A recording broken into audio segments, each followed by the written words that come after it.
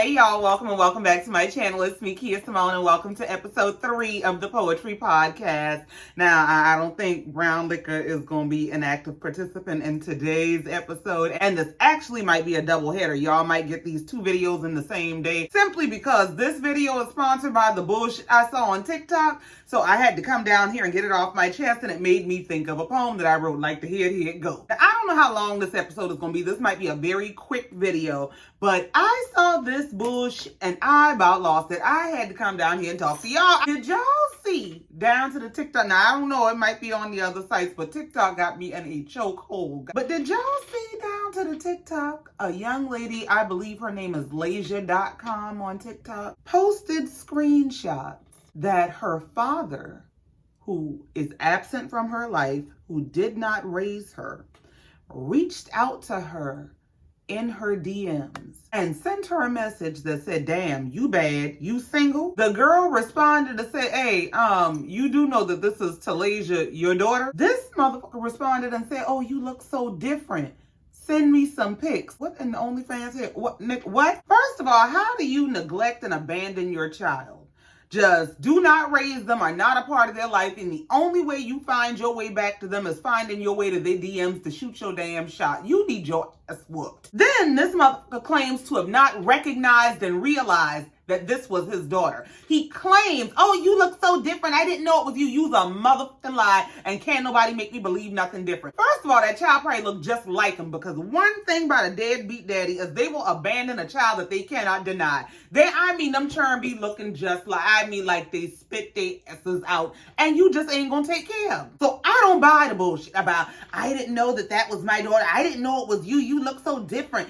Send me some pics." You's a motherfucking lie. You know your seed when you see it. She probably looked just like your sorry ass, and you knew exactly who she was. I think he's so devious that he was hoping that she didn't know who he was. And then he's so sorry that you go on to ask her to send you some pics any damn way. And I'm trying to figure out what kind of damn pictures you want, because it couldn't be pictures from the childhood you so willfully missed. And I'm just blown at the idea that you don't try to connect with your daughter. You don't send an apology, an explanation, or a couple dollars, but you want her to send you some pics. If you don't send yourself to hell, it is already traumatic enough to grow up without a father, to grow up with the rejection of a father. But to have that trauma compounded by this man finding you on social media, and not for the purpose of salvaging a relationship with you, but for the purpose of shooting his shot by "You bad. Are you single? Mother, and you my daddy?" Do you know how excited the little girl inside of her probably was to get a notification, and you look at your phone and it's a message from your dad, the dad who had never been there, the dad who you probably always longed for, the dad you've held out hope for all these years, and you finally got a message from him, only to open that message and it's this fool talking to you like a outside the gas station. Like, what the fuck is this? I can only imagine the level of disbelief and disgust that girl had to have, how deeply hurt she had to be, the wit's end she had to reach to bring that to social media. Because this has had to been going on all her life. First of all, you ain't never really been there. You probably have been in and out if you have been there. And then when this motherfucker finds me on the internet, he gonna hit me with, "Damn, you bad. Is you single?" And when I tell him whether I'm single or not, "You my daddy," he's, oh, my bad. You look different. Send me some pics. And while it might not be an issue that is exclusive to Black people or Black women, this is a Black woman that this happened to.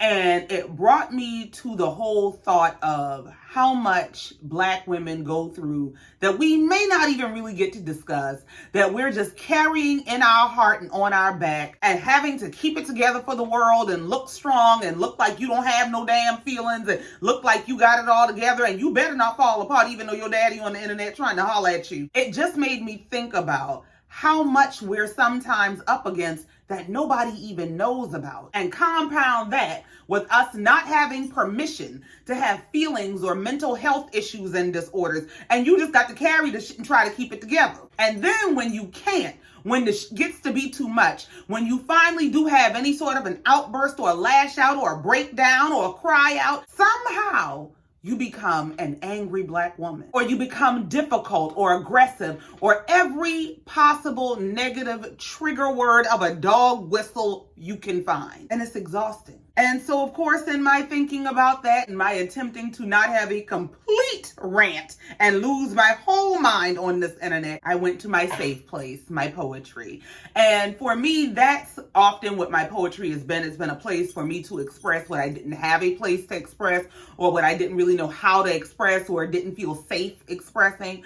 And this particular poem is something I wrote years ago about the struggle of being a Black woman and being misperceived as a Black woman, being misunderstood, people not taking into consideration everything that has brought us to this moment. And so if you have ears to listen, I'd like to share. Now, I have two versions of this poem, the original version, which is the shorter one that I'm going to share today. And then I have Unharvested Girl, the exposition, which is a longer, more detailed, more in-depth breakdown of the sentiments that I'm expressing in this poem. So I'm gonna go ahead and get into it. I'm gonna go ahead and also let y'all know the trigger warning. I am going to be saying things in regard to race relations and referencing some of the traumas and tragedies of Black people, especially during the slavery era. So I'm telling you now up front, if that's going to trigger you, you might want to go ahead and all right. And once again, I'm gonna have to read this to y'all because I have not committed this to memory, because I wrote this one a long time ago too, and I haven't recited it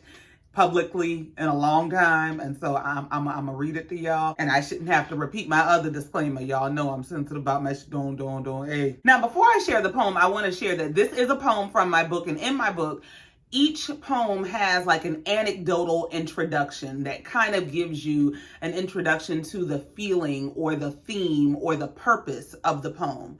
And the introduction for this poem, which is called The Unharvested Girl, is: Dear world, for every time you've thought of a Black woman as angry, let me help you understand. Signed, An Unharvested Girl. You call Black women angry not knowing our story.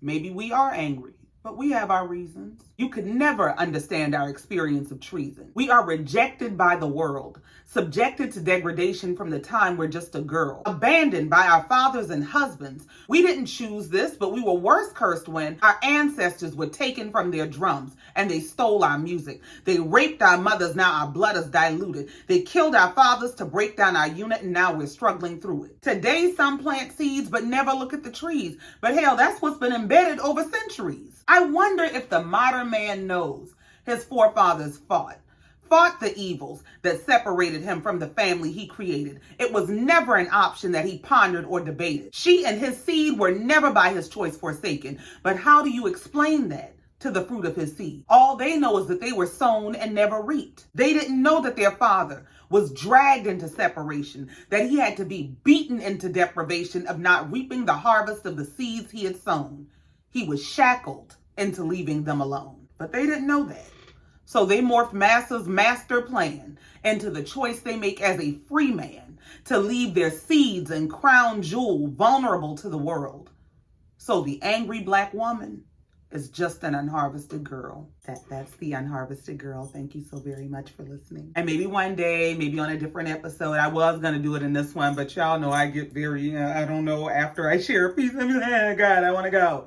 And so I don't think I'm going to get into it in this particular episode, but I was going to share The Unharvested Girl, the exposition, because like I said, it is a much more in-depth breakdown of the sentiment that I'm expressing, of the things that we are up against, the internal and external battles that we face as Black women. And this particular situation, this scenario, this tragedy brought this poem to the surface for me. Now, the man we speaking of, this man here is beyond deadbeat. This motherfucker's a predator, if you ask me. But predator, deadbeat, whatever the hell the generational curse is that you are up against, break that motherfucker. Okay, don't be this. But on the flip side of things, if you know that you ain't gonna be nothing but a danger to your children, stay your deadbeat, that's wherever the hell you need to be. But this shit had me triggered and taken aback. I said, what in the royal family incest is going on here? I'm making jokes and shit, but this shit here is actually far more common than people realize. It happens on a more regular basis than people realize, because in my lifetime, I've heard stories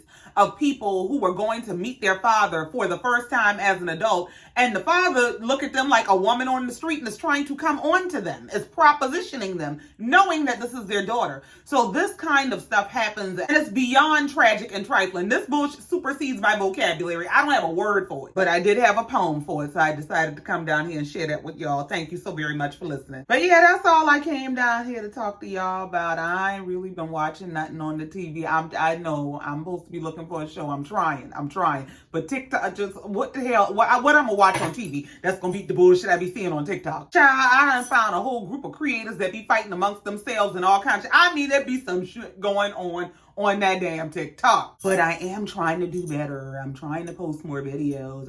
I did have real life going on this weekend, because I'm telling you, I'm trying to get my life back, but the world is just But that's a whole nother conversation for a whole nother day. Y'all ain't come down here for that. I'll talk to y'all about that in another video. Thank you so very much for coming down here, listening to me, and letting me get the other off my chest. Please be sure to like, share, comment, and subscribe if you've not already. And in the meantime, until next time, just like every time, y'all know I love you so much, and I mean it. Bye.